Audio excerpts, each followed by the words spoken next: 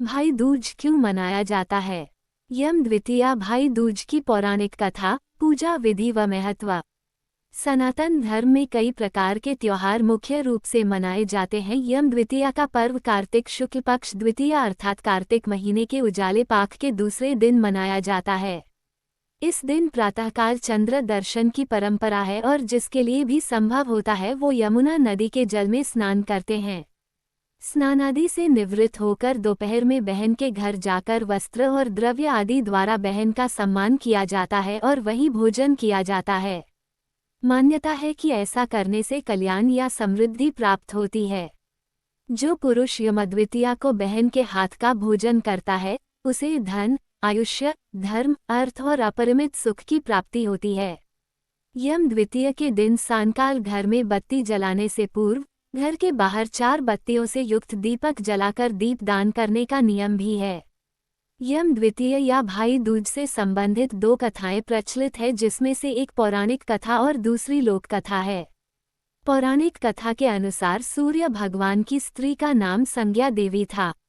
इनकी 2 संतानें, पुत्र यमराज तथा कन्या यमुना थी।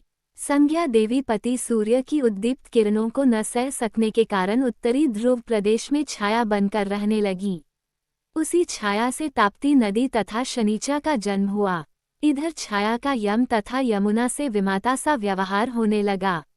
इससे खिन्न होकर यम ने अपनी एक नई नगरी यमपुरी बसाई। यमपुरी में पापियों को दंड देने का कार्य संपादित करते भाई को देखकर यमुना जी गोलोक चली आईं, जो कि कृष्ण अवतार के समय भी थी।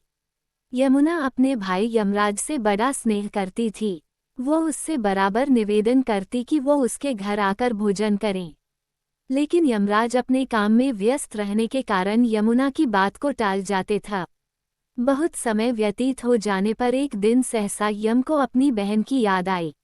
उन्होंने दूतों को भेजकर यमुना की खोज करवाई, मगर वो मिल न सकी। फिर यमराज स्वयं ही गोलोक गए, जहां विश्राम घाट पर यमुना जी से भेंट हुई। भाई को देखते ही यमुना जी ने हर्ष विभोर होकर उनका स्वागत सत्कार किया तथा उन्हें भोजन करवाया। इससे प्रसन्न हो यम ने वर मांगने को कहा। यमुना ने कहा, हे भैया, मैं आपसे यह वरदान मांगना चाहती हूँ कि मेरे जल में स्नान करने वाले नर नारी यमपुरी न जाएं। प्रश्न बड़ा कठिन था। यम के ऐसा वर देने से यमपुरी का अस्तित्व ही समाप्त हो जाता।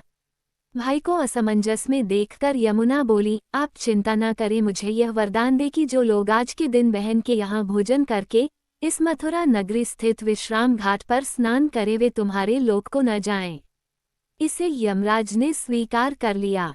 उन्होंने बहन यमुना जी को आश्वासन दिया, इस तिथि को जो सज्जन अपनी बहन के घर भोजन नहीं करेंगे उन्हें मैं बांधकर यमपुरी ले जाऊंगा और तुम्हारे जल में स्नान करने वालों को स्वर्ग होगा।